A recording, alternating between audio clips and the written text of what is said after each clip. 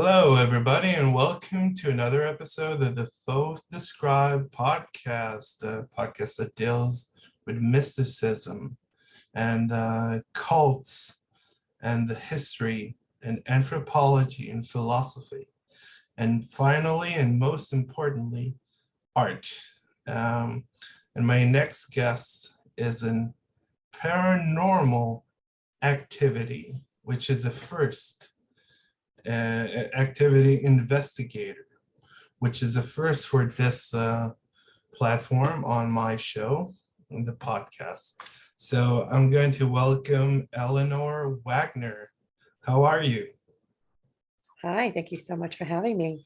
Yeah, thank you for agreeing to appear on my podcast and actually talking about a subject that I don't know a lot about, but I want to try to understand, because from my point of view, I got to tell you the truth.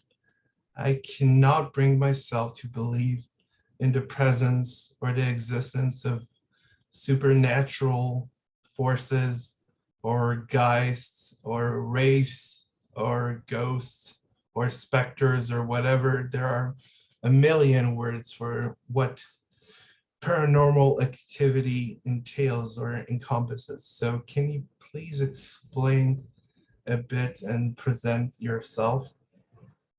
Sure, and that's understandable. If someone is not already sensitive to spirit and never experienced anything, then it would be a natural thing for you to have that skepticism and that doubt because you haven't had any experience with it.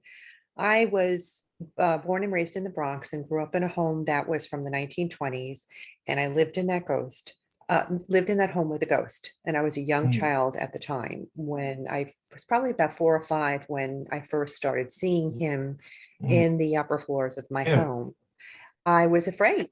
I was a kid who was afraid. I didn't realize at the yeah, time that I was sensitive to spirit, but I was frightened of this being that was there and didn't know what he wanted. Now, as an adult, I realized that all he really wanted to do was to be acknowledged and get my attention. And if I could go back to that home now and say, I'm sorry, I'm listening now. What do you want to tell me? What do you want to say? I would, but I can't. I also was privy to premonitions when I was a child. And my mom, who really didn't have any thought process about this either, would just say, oh, it was a dream. It was a nightmare. Don't worry about it. And so she's my mom and I'm going to believe her. It was nothing to really pay credence to until stuff started coming true. And one of them was a really frightening experience that came true. And I was 12 at the time when that happened. And it really shut me down. So yeah. I didn't really look to learn any more about my gifts until I was 30, the day my dad died. I was on the GW Bridge going into New York City to be with him at his hospital side and received a message from him that he was already gone. So Oh, that was kind of like a reawakening for me. That was me waking up to, okay, dad is gone. He just told me he is with our Lord and Savior, and I'm not going to see him anymore. That's it. But I realized then that I was gifted and that I really should embrace what I've been given and try to do some good with it. So I've been a writer my entire life. I've always written. I learned from my teacher in the 7th grade when she gave me that first assignment to write a poem. And so I wrote it yeah. about ghosts and goblins. And from there, I didn't stop writing. And I wrote my first book actually before I had my children, put it in a box, stuck it up in the closet and said, I'm done.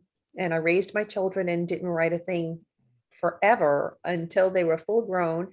And it was 2014. And I hit 50 and I'm like, I'm going to start writing again. And that's really when my career took off, when I turned 50. I started writing. I had my first book, which was a paranormal romance fiction. And I decided to write a book on true haunting accounts in the community where I lived. But I really needed to go on social media and see what kind of reception I received from the public. Would they be interested in sharing their stories? Did they want to read something that was true and real? And when I put that out on the social media platforms, my phone did not stop ringing for weeks. People wanted to tell their story. And I thought, okay, well, then I've got something here that I can do. I could tell these people's stories, but I could also acknowledge those spirits and what it is that they wanted to try and say. And so it kind of just led me from that point on. I wrote that first book and it was very well received.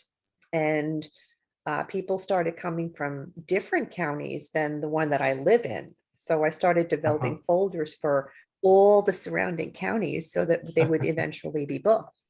And I realized that my goal in life at this point was not just to write books, because I still do write paranormal romances, and I am in the process of writing that second one to be published. But my goal now was to first help those spirits get the acknowledgement that they deserve, try and get what message it is that they want to share with me and the people around them, and then to help the people that are living with these spirits get along and try and live amicably if we can't get those spirits to move on into the light. And so that's really where I've been going with this. I've been writing those people's stories and doing that for the spirits. And it seems to be, I guess, my goal in life at this point.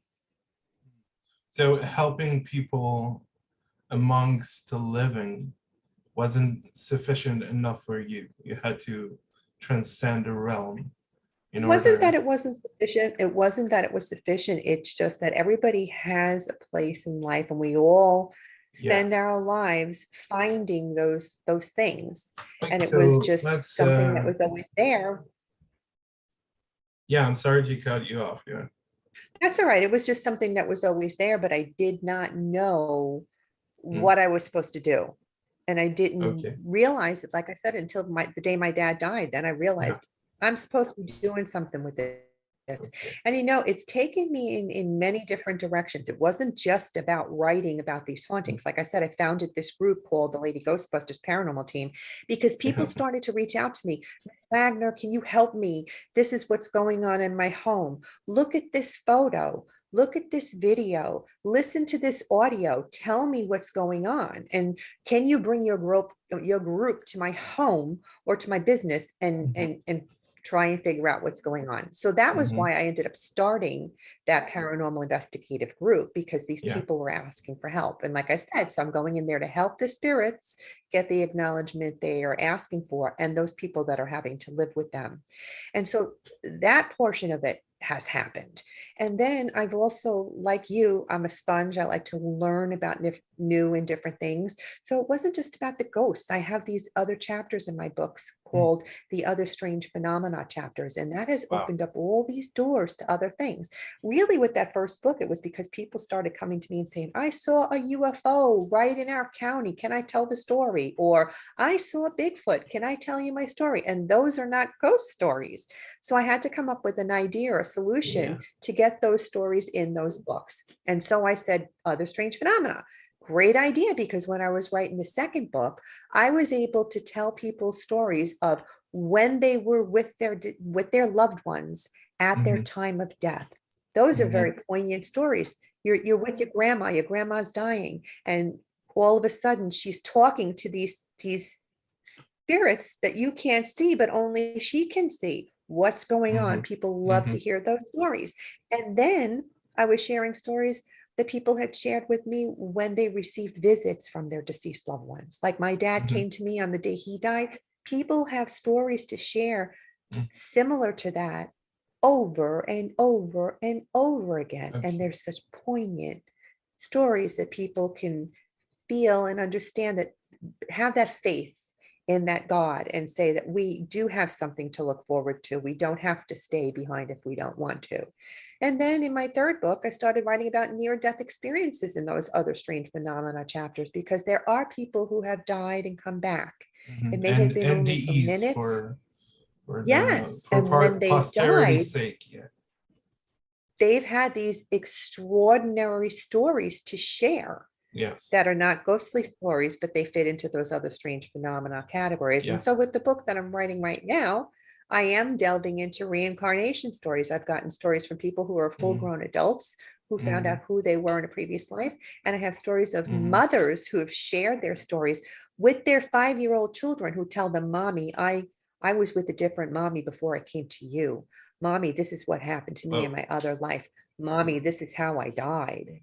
Yeah. Those are really cool, It's interesting like Damien, stories. if you know that horror movie, it's like Damien from the Omen. Yeah, but it's very creepy. Creepy movie that you should watch. Oh yeah. Oh, I've Well, seen it. I saw it years and yes, years ago. Yeah. The Omen. yes, Yeah. I read the book too. it's Yeah. a great movie. Yeah. So let's backtrack a little bit. That was a great opening for our conversation, and I would like to cover so many aspects of what you said and actually expand or expound upon said issues and subjects. So let's backtrack to the beginning. Okay, when did you actually know that you are able to contact or make uh, some sort of interaction with the other side, or whatever you want to call it, the spirit world? I definitely didn't understand it when I was 5, but that was when it started, 4 or 5 about.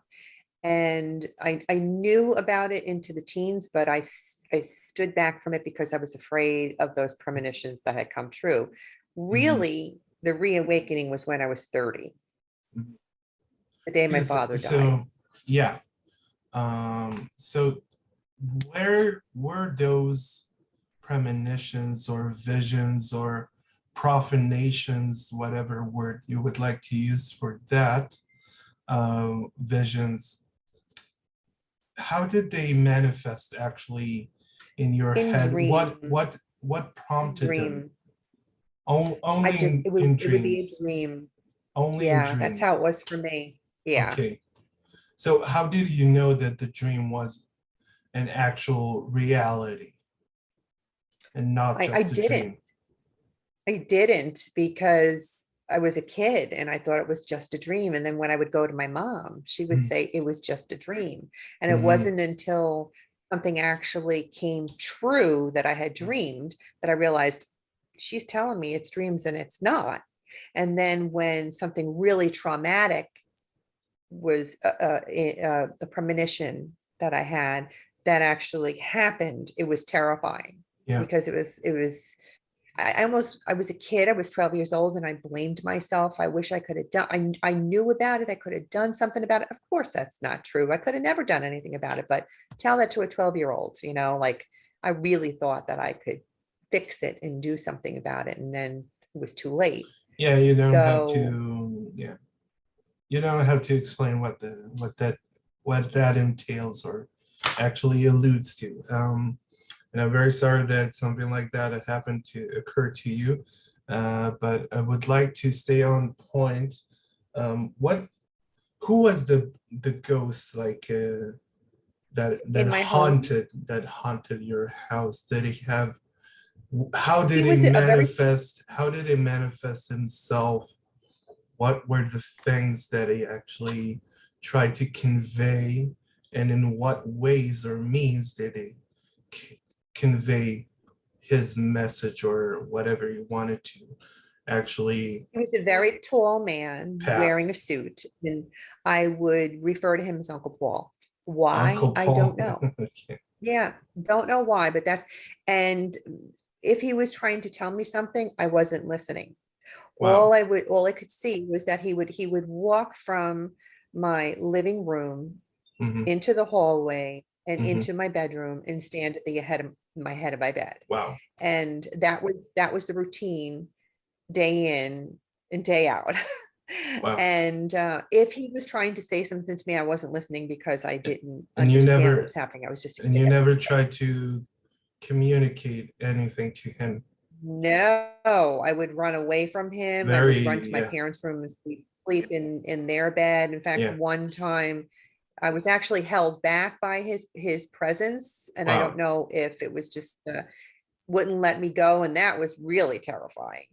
But and as I said, now I know he was just trying to get my attention, and I wasn't Wow. listening. Okay.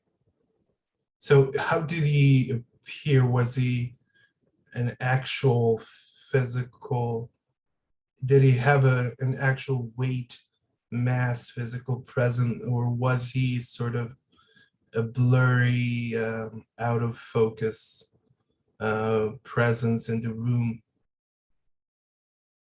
He was a clear shadow Wow. figure that I could tell he was extremely Yeah. tall, and I could tell he was wearing a suit. It was as if his shadow was there. Babadook. Now, as an adult, as I become more in tune with whatever gifts it is that I have, I've been able to see them as full body apparition. When I owned a store in the town where I currently live, it was haunted by a little old guy. And he must have been like in his 70s or 80s. And I would be putting inventory into the store, doing work after hours, and he'd be standing there observing me, and I could see him as if he was in the same room with me, that Wow. just a person standing there. As if I were talking to you, you. Yeah. I used to have like visions where, it's just it's something that got, it's an apparition that got, it's not a real apparition, it's just some, to my mind, it's not real. After my grandfather died, I also thought that my grandfather's spirit was hunting our hollowed halls in our home, and I kind of, when someone touches your shoulder, from the back, and you feel that little tap, and shivers run down your spine, and I had that experience. I don't know why. I imagined like we were that was what you would consider a visitation. That sounds to me as if you were visited by your grandfather. So like he's letting you know, Guy, I'm okay. Let's take my haunting story as as an exemplar of what you would actually try to do. Okay, so try to dissect. I don't consider that a haunting at all. Okay. I don't consider that so a ghost visitation either. Okay, let's say it's a that's visitation. very, very different. When somebody comes from so how would you handle a story like that? How will you be able to actually analyze or dissect or actually investigate that case? Well, we've gone on the investigations before where there have been true ghostly hauntings in a home, but beloved deceased loved ones are coming through at the same time. So we went on an investigation one time that was haunted by a little Native American boy in the home, was playing with the children in the house, but at the same time the family's deceased grandfather was trying to come through and let them know that he was okay. So you kind of have a little bit of both. That's interesting. But I'm just, I have this fantasy that like if I'm sure you've heard of this. It's a very, very famous tale about Sleepy Hollow, and I imagine a kind of Ichabod Crane sort of figure, a sort of a snake oil salesman that travels from town to town and tries to solve a lot of strange occurrences. So what does your work in the field, let's say, let's use that term, in the field, actually looks like? What tools do you use? How do you try to assess if it's a worthy case to go into, or is just I don't feel any case, every case is a worthy case. Every person should be listened to and respected. So but are when we you go using in, we have our different own. are you using different methods, different tools, different I understand your question. We all go in with our own special gifts. Everybody is sensitive in a certain way. I'm not Wow. nearly as gifted as some of the people on my team. Interesting. I'm sensitive. I call it my floopy feeling. I'll go in and I'll be able to feel whether Espers. something's You're positive you're or like negative. espers, yeah. That But way. then there are other people that can go in and they can actually see, hear, speak, that kind of thing. Everybody's gifted in their own way. When you have all those gifted Mm. people in one room, the energy is amazing in what you can accomplish. We do Mm. use K2s, which are little gadgets that light up so that you can sense if there's an energy there. Mm. I also use pendulums or dowsing rods to get yes or no answers from spirit when we do connect.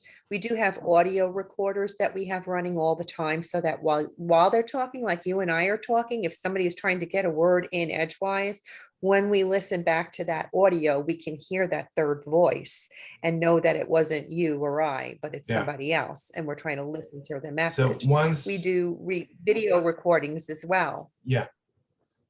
Yeah. I get that. Yeah, I understand.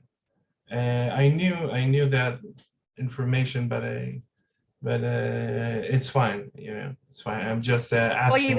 you asked me what kind of tools I'm I use asking. with my. I'm asking so that's- for posterity's sake of it, but it doesn't matter. So, actually, in our final minute, can you talk about it? Why did you have that awakening after your father died? What occurred? What actually amplified your natural abilities?